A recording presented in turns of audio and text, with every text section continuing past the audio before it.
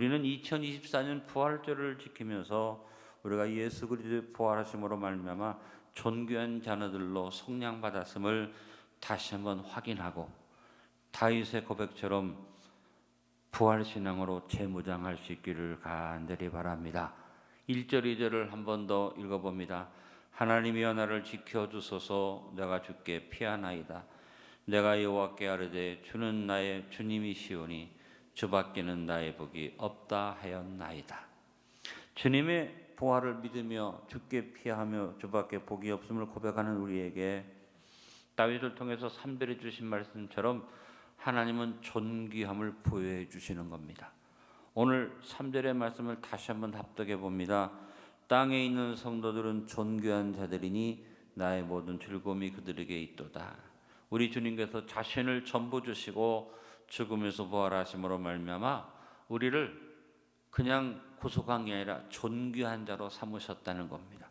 부활신앙인으로서 우리는 존귀함을 지키며 살아가야만 합니다. 한번 전후 좌우에 계신 분에게 인사합시다. 존귀함을 지키며 삽시다. 그러기 위해서는 먼저 내가 존귀한 자라는 믿음이 있어야겠죠. 먼저 첫 번째, 주님을 나의 피난처로 삼음으로 존귀함을 지킵시다. 하나님은 그의 백성의 삶 속에서 항상 놀라운 일을 행하시는, 기사를 행하시는 하나님이십니다. 성경 곳곳에는 놀라운 기사를 행하신 하나님의 행하심이 기록되어져 있습니다. 그래서 하나님의 일하심을 기이한 일이나 기사라고 성경은 표현을 합니다. 하나님은 기사를 행하시는데 우리는 언제나 기사를 행하시는 하나님을 바라보고 소망으로 살아가야만 합니다. 항상 꿈속에서 환상 속에 사는 것처럼 기적만 바라보는 신비주의가 되라는 말은 아닙니다. 신기하고 놀라운 하나님의 사랑을 느끼면서 아무리 어려운 험난한 삶 속에서도 하나님의 사랑을 느끼면서 그 손길을 바라보고 살자는 것입니다. 하나님은 이야기 속에 지어낸 우상이 아니라 우리의 삶의 현장에서 살아 역사하는 살아계신 하나님이 되십니다. 그래서 다윗은 1절에서 자신을 위해서 기사를 행하시고 살아서 일하시는 하나님을 바라보면서 고백했습니다. 하나님, 기사를 행하셔서 나를 지켜주소서. 언제나 기이한 일을 행하시는 주님께 내가 피합니다 라고 고백한 것입니다. 하나님이 일하시면 먼저 이뤄놓으신 기사가 있습니다. 천지 창조를 시작으로 모든 인류가 은혜로 누리는 자연의 혜택이 하나님이 정해놓으신 기사입니다. 오늘로 일어난 것도 놀라운 일이고 우리에게 자연 축복이 주어진 것도 놀라운 일입니다. 그러므로 우리는 하나님의 기사를 누리는 백성임을 믿어야 할 것이고 그 중에서도 구원의 섭리가 기사입니다. 하나님의 뜻대로 정해놓으신 예수 그리스도의 탄생부터 시작해서 예수님의 죽으심과 부활하심은 모든 것들이 다 하나님의 기사였습니다. 그러므로 우리가 그것을 믿는 것도 사람의 일반적인 믿음으로 믿을 수 없는 기이한 일이 되는 것입니다. 은혜로 예수 그리스도의 속량함을 입은 우리는 내가 아무 공로나 대가의 지불 없이 은혜로 하나님의 기이한 섭리 속에 들어와 있음을 늘 감격으로 생각하고 살아가야만 합니다. 옛적에 정하신 뜻대로 성실함과 진실함으로 행하신 가장 크고 놀라운 하나님의 기사를 행하심이 바로 우리 주 예수 그리스도의 부활이 됩니다. 베드로전서 2장 9절에 우리 구원에 대해서 뭐라고 말했습니까? 그의 기이한 빛에 들어가게 하시니 아름다운 덕을 선포하게 하심이라고 선포하게 했습니다. 우리는 자연 혜택을 누리는 것 자체가 기이한 축복이지만 더 놀라운 기이한 축복, 바로 하나님의 구원의 섭리 속에 들어온 복된 백성인 것을 믿으시길 바랍니다. 이와 같이 이미 정해놓으신 기사가 있을 뿐 아니라 하나님이 일하시면 우리의 삶에 직접적으로 따라오는 기사가 있습니다. 하나님 우리의 삼전반에 걸쳐서 우리에게 간섭하기를 즐거워하십니다. 우리가 하나님의 크심을 즐거워하며 하나님께 맡기면 하나님은 우리의 삶 속에 더욱 적극적으로 개입하셔서 우리의 삶의 현장에서 기사를 행하시고 기적을 행하시고 응답을 주시고 놀라운 일을 행하는 하나님이신 것입니다. 그러므로 우리는 성령님을 전적으로 환영하고 모셔주고 의지하면서 주님의 기이한 복음을 믿고 전해야만 합니다. 이러한 기사와 표적들이 우리의 삶에 따른다고 이 표적 기이한 일에 대해서 마가복음 16장 17절로 18절 말씀했습니다. 믿는 자들에게는 이런 표적이 따르니 곧 그들이 내 이름으로 귀신을 쫓아내며 새 방언을 말하며 뱀을 집어올리며 무슨 독을 마실지라도 해를 받지 아니하며 병든 사람에게 솔로 온전정 나으리라 하시더라. 우리가 정해놓은 하나님의 기사를 누리고 살 뿐 아니라 일반적인 우리의 삶 속에도 우리 뒤를 따라오는 하나님의 기사가 넘치고 있는데 기대하지 않고 바라보지 않고 살면 이것을 누릴 수가 없게 됩니다. 이 기사를 행하시는 하나님 무엇보다 우리 삶 속에 피난처가 되십니다. 오늘 우리가 예배 찬양도 피난처 되시는 하나님을 찬양했습니다. 그래서 하나님은 이스라엘 백성들이 가나안 땅을 정복하고 정착할 때에 피난처 되시는 하나님의 지키심을 상징하는 도피성들을 곳곳에 주셔서 그 도피성을 통해서 피난하도록 하신 것을 볼 수 있습니다. 시편 46편 1절을 비롯한 구약의 여러 구절들 속에서 고백하는 것이 있습니다. 하나님 우리의 피난처시요 힘이시니 환난 중에 만날 큰 도움이시라. 오늘 찬양한 것처럼 주는 보배롭고 존귀한 나를 하나님의 은혜로 붙들어 주신다고 우리가 고백했지 않습니까? 여러분, 하나님은 우리의 피난처 되십니다. 구약에서도 이렇게 많이 얘기했을 뿐이야 신약에서도 골로새서 1장 13절 14절에 바울은 그가 우리를 흑암의 권세에서 건져내사 그의 사랑의 아들의 나라로 옮기셨으니 그 아들 안에서 우리가 속량과 죄사함을 얻었도다라고 고백하면서 예수님이 부활하심으로 말미암아 완벽한 속량의 피난처가 우리에게 주어졌음을 고백을 했습니다. 요한사도는 요한일서 5장 18절에서 말했습니다. 하나님께로부터 난 자는 다 범죄하지 아니하는 줄을 우리가 아노라. 하나님께로부터 나신 자가 그를 지키심에 악한 자가 그를 만지지도 못하느니라. 우리가 주님께 피하기만 하면 악한 사탄은 우리를 만지지도 못할 줄로 믿습니다.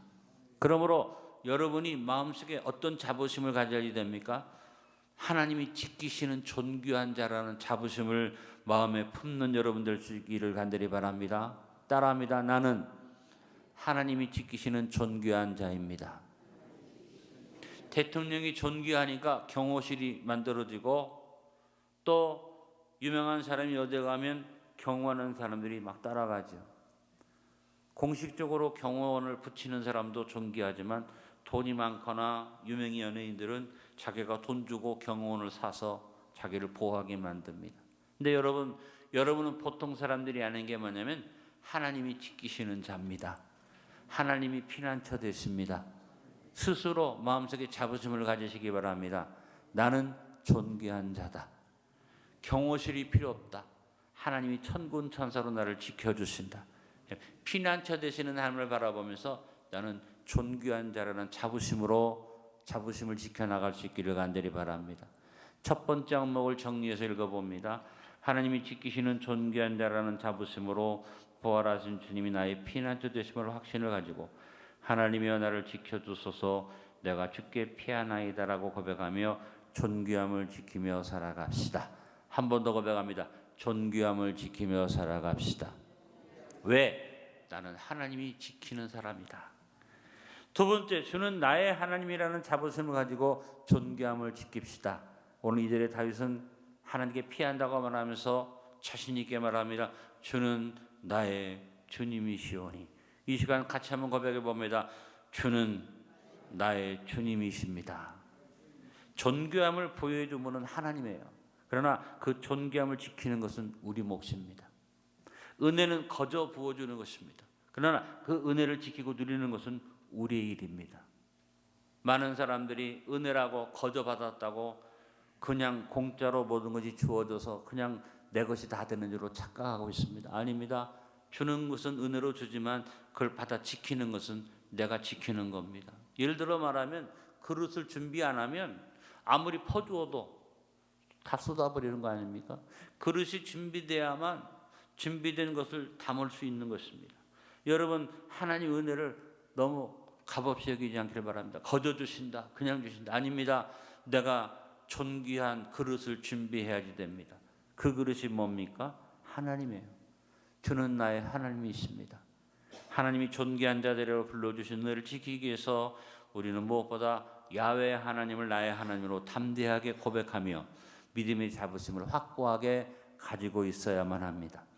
이기적이고 독선적인 의미에서 내 하나님이라고 고집을 피라는 말이 아니라 하나님과 인격적인 만남 속에서 하나님의 자녀로서 거듭난 확신을 가지고 하나님 앞에 전적 신뢰를 가진 믿음의 사람들이 될 수 있기를 간절히 바랍니다. 다윗은 시편 118편 28절에서 고백했습니다. 주는 나의 하나님이시라 내가 주께 감사하리이다. 주는 나의 하나님이시라 내가 주를 높이리다라고 고백을 했고, 시편 곳곳에서 고백되는 것이 뭡니까? 주는 나의 하나님이라는 고백입니다.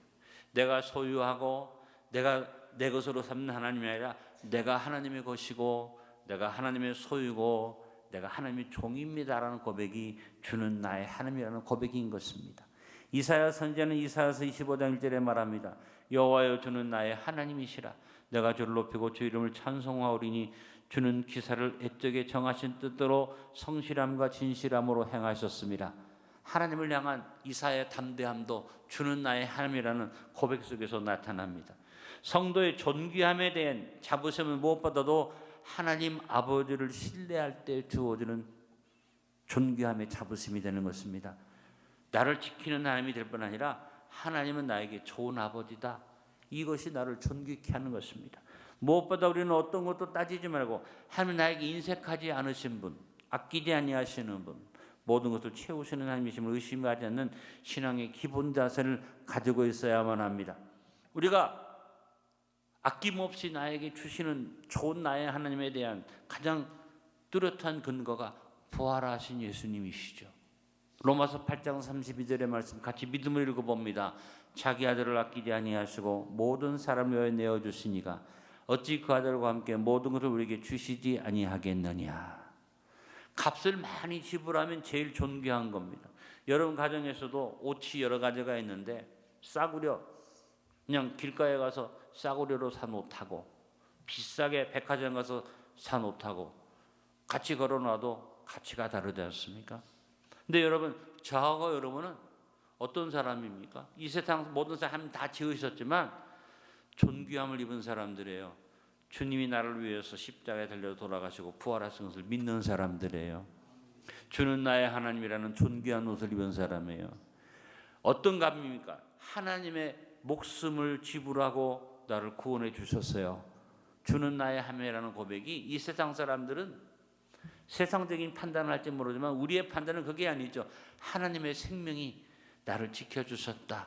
아들을 아끼지 않고 주신 하나님이 모든 것을 다 우리에게 주실 것이다. 이 믿음이 내 존귀함을 지키는 믿음의 고백이 되는 것입니다.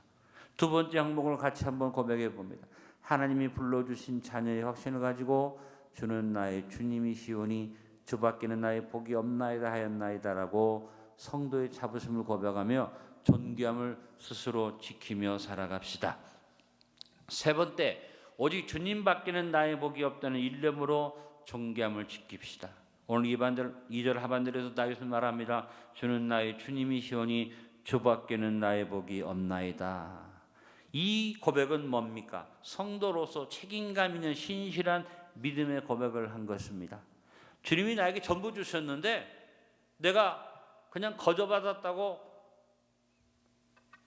가볍게 여기면 안 되고 그 거저받은 것이지만 이 복밖에는 주님밖에는 나에게 복이 없습니다. 이건 내가 해야 할 일입니다. 책임 있는 신앙인 될 수 있기를 간절히 바랍니다. 우리를 도우시며 지키시는 야훼 하나님은 무질서하게 즉흥적으로 기분 따라 행하는 하나님이 아니라 무계획하고 무책임한 하나님이 아니라 우리 하나님은 질서와 조화의 하나님이시고 미리 계획하시며 모든 일에 책임을 지시는 하나님이십니다. 하나님은 성실과 진실함으로 모든 일에 책임을 지고 일을 이루어 가십니다. 이사야서 25장에 말한 것처럼 정하신 뜻대로 성실함과 진실함을 행하는 것이 하나님의 행하심입니다. 우리는 하나님 나를 위하여 모든 걸 미리 예비하시고 정하셨음에 감사하면서 하나님이 우리를 위해 최선의 것을 준비하셨다는 것을 믿고 하나님이 예비하신 최선의 것을 놓치지 않는 책임감 있는 자녀가 될 수 있기를 간절히 바랍니다. 은혜로 뭘 주면 무책임한 사람은 공짜로 받은 거니까 가치 없이 씁니다. 그러나 은혜로 줬지만 공짜로 줬지만 책임 있는 사람은 아유 이렇게 귀한 것을 거저 주셨구나 함부로 안 씁니다. 같이 은혜를 받으나 차이가 있다. 여러분이 하나님 앞에서 이것을 분명히 놓치지 않는 책임감 있는 자녀가 되어야만 합니다. 주밖에는 복이 없습니다. 이 고백이 넘치길 간절히 바랍니다. 거저 받았으니, 공짜로 받았으니 뭐 교회 나와도 되고 안 나와도 되고가 아니라 나 같은 죄인을 살려주셨으니 주님밖에는 없습니다. 이 믿음이 내 속에서 올라와야 하는데 뭐 거저 받았으니까 뭐 가고 싶으면 가고 안 가고 싶으면 안 가고 하나님을 의지하고 싶으면 의지하고 내 마음대로 사는 거지, 그렇게 생각한다면 그것은 복받은 자세가 아니죠. 세상의 다른 것을 의지하거나 따라가지 아니하고 내가 주께 피하겠나이다, 주밖에는 나의 복이 없나이다, 이 고백을 가진 성도로 자녀의 존귀함을, 책임감을 가지고 지켜나갈 수 있기를 간절히 바랍니다. 하나님은 타락에서 범죄한 인류를 위해서 최고의 것, 최선의 것을 예비하셨는데 바로 예수 그리스도이십니다. 우리는 이 시즌의 축복을 절대로 놓치지 말아야만 합니다. 우리가 예수님 안에 있다면, 하나님의 예비하시면 모두 우리의 것이 됩니다. 우리가 오직 예수 그리스도 안에 있겠다는 존귀함의 책임을 가져야만 합니다. 존귀함의 책임에 대해서 베드로서 1장 3절로 7절에 말했습니다. 그의 신기한 능력으로 생명과 경건에 속한 모든 것을 우리에게 주셨으니 이는 자기 영광과 덕으로서 우리를 부르신 이를 알므로 말미암음이라. 이로써 보배롭고 지극히 큰 약속을 우리에게 주사 이 약속으로 말미암아 너희가 정욕 때문에 세상에서 썩어질 것을 피하여 신성한 성품에 참여하는 자가 되게 하려 하셨느니, 그러므로 너희가 더욱 힘써 너희 믿음의 덕의 지식을 지식의 절제를 절제의 인내를 인내의 경건을 경건의 형제의 우애를 형제의 우애의 사랑을 더하라고 성도의 책임감 있는 삶에 대해서 무엇하라고 했어요? 신성한 성품에 참여하는 자가 되라. 거저 구원받았다고 지멋대로 사는 것 아니. 이제는 거저 구원받은 내가 예수님의 성품을 닮아가고 예수님의 신성한 성품에 참여해서 하나하나 내 모든 삶에 주님이 주신 은혜 속에 믿음의 덕의 지식의 절제를 하나하나씩 경건함을 이루어가는 아름다운 삶을 살아야 되는 것입니다. 그러므로 우리도 하나님 말씀을 소중하게 알고 가까이 할 뿐 아니라 항상 말씀을 음미하고 묵상하고 말씀을 잉태하고 그 말씀에 대한 책임을 가진 믿음을 가져야만 합니다. 우리 하나님은 어떤 분입니까? 성실과 진실하심으로 약속한 대로 이루어주시는 하나님. 그 하나님 앞에 나도 성실과 진실로 믿음의 책임감을 가지고 주만 나의 복입니다, 주밖에는 나의 복이 없습니다, 이 고백으로 내 존귀함을 지켜나가야만 할 줄 압니다. 일확천금을 꿈꾸는 게 아닙니다. 요행수를 바라보는 것이 아닙니다. 그저 받았다고 그냥 모든 것이 거저가 아닙니다. 거저 받았기 때문에 더 좋은 것을 바라보고 말씀을 지키고 말씀대로 살아가면 하나님은 옛적에 정하신 뜻대로 성실과 진실로 우리 속에 일을 이루어 주시니까 여러분, 하나님 앞에 존귀한 자가 받는 복은 이 세상 사람이 받는 복과 전혀 다른 것입니다. 하나님의 성실하심과 진실하심에 대해서 나도 책임감 있는 믿음을 가지고 주밖에는 나의 복이 없나이다, 이 믿음을 갖는 여러분 될 수 있기를 간절히 바랍니다. 세 번째 항목을 같이 정리해 봅니다. 하나님이 불러주신 존귀함의 책임감으로서 우리를 향한 하나님의 성실하심과 진실하심에 대해 주께만 피하겠나이다, 오직 주밖에는 나의 복이 없나이다라고 고백하며 존귀함을 지켜나갑시다. 네 번째, 하나님의 보장에 대해서 자녀의 품위를 가짐으로 존귀함을 지킵시다. 오늘 3절에 다윗이 절망 속에서 믿음을 고백한 것을 놓고 하나님이 응답하신 말씀이 있죠. 땅에 있는 성도들은 존귀한 자들이니 나의 모든 즐거움이 그들에게 있도다라고 말씀했습니다. 여러분, 우리는 하나님의 즐거움이 되는 존재들이 되어야만 합니다. 그것은 바로 하나님의 자녀다운 품위를 지니는 삶을 살아야 하는 것입니다. 전능하신 하나님 앞에 견고한 성읍도 무더기가 되고 화려한 공장함을 자랑하는 모든 궁성도 황무한 것이 됩니다. 하나님 앞에서는 아무리 좋은 것을 많은 것을 누리고 그것을 가지고 있다 할지라도 아무 의미가 없습니다. 인간의 지혜나 부귀나 영화가 아무런 힘이 없으며 자랑할 가치가 없는 것입니다. 강함과 포악함을 자랑하는 모든 권세가 하나님 앞에 무릎을 다 꿇습니다. 그 증거가 뭡니까? 죽음. 아무리 잘나도 죽어요. 아무리 부자도 죽어요. 아무리 유명인 자도 죽어요. 아무리 권세 있는 자도 죽어요. 죽음을 넘어서는 보장은 이 세상에 없습니다. 네, 죽음을 넘어서는 보장이 하나님 안에 있고, 돈도 명예도 지위도 권세도 미모도 죽음 앞에서는 다 물거품인데, 우리가 죽음을 넘어서는 하나님 앞에 나오면 하나님이 우리에게 자녀의 영생을 부어주십니다. 모든 것을 넘어서서 죽음을 넘어서서 모든 것을 보장하시는 하나님에 대해서 하나님 자녀로서 품위를 지키는 여러분 될 수 있기를 간절히 바랍니다. 하나님 보시기에 내가 존귀한 자예요. 근데 하는 행동이 품위가 없어서 지멋대로 살고 사람들 앞에서도 천박하게 살면 그 사람이 어떻게 성도입니까? 아니죠. 하나님 보시기에 존귀한 자라면 여러분 품위를 지키자. 하나님의 수준에 맞추자. 성도로 절대로 천박한 말을 하거나 경솔한 행동을 하지 말고 여러분이 조심스럽게 행할 수 있기를 간절히 바랍니다. 이번 선거에도 국회의원쯤 된 사람이 말을 막 함부로 한 사람들이 있었잖아요. 품위가 없는 거죠. 물론 그런 사람도 뽑아주니까 우리나라는 참 이상한 나라지만 여러분 우리는 성도라면 품위가 있어야겠다. 절대로 천박하거나 함부로 경솔하게 말하거나 행동하지 않는 성도의 품위를 지닌 여러분들 될 수 있기를 간절히 바랍니다. 어떨 때 보면 성도 여러분들이 예배드리는 모습이 경박할 때도 있고 천박할 때도 있고 사람 앞에서도 하지 않은 행동을 할 때가 있고 그래서 율법적으로 말하는 게 아니라 주님 전에 나올 때 좀 경건되게 나오라는 말이 그런 의미인 것입니다. 베드로전서 1장 15절 16절에 성도의 품위를 지키라고 말합니다. 오직 너희를 부르신 거룩한 이처럼 너희도 모든 행실에 거룩한 자가 되라. 기록되었으되 내가 거룩하니 너희도 거룩할지어다 하셨느니라. 하나님의 거룩함을 받은 우리가 성도의 존귀함의 품위를 가지고 거룩함을 이루어 나가야만 할 것입니다. 우리가 하나님 앞에 갖는 자녀로서의 또 다른 품위는 하나님이 우리의 원수를 갚아주신다는 것에 대한 믿음을 갖는 일입니다. 우리는 하나님의 보장을 믿고 포악을 행하는 원수 앞에서 언제나 의연하고 당당한 자녀의 품위를 지켜야만 합니다. 이사야서 25장 4절 5절에 말합니다. 주는 포악자의 기세가 성벽을 지는 폭풍과 같을 때 빈궁한 자의 요새이시며 환난당한 가난한 자의 요새이시며 폭군 중에 피난처시며 폭영을 피하는 그늘이 되셨사오니 마른 땅에 폭양을 지함같이 주께서 이방인의 소란을 그치게 하시며 폭양을 구름으로 가림같이 포악한 자의 노래를 낮추시리이다.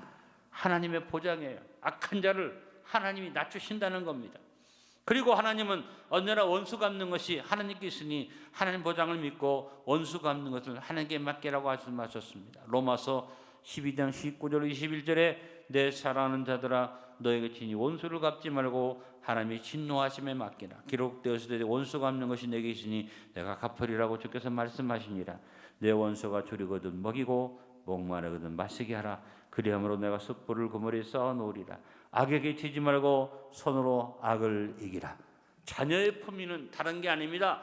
악한 자와 똑같이 돼서 원수 갚는다고 입에 거품 물고 천박하게 사는 것 아니라 하나님께 맡기고 원수 갚는 걸 함께 던져놓고 내가 의인의 모습으로 선으로 악을 이기는 자녀의 품위를 가질 때 그 사람이 존귀함을 지키는 사람이 되는 줄로 믿습니다.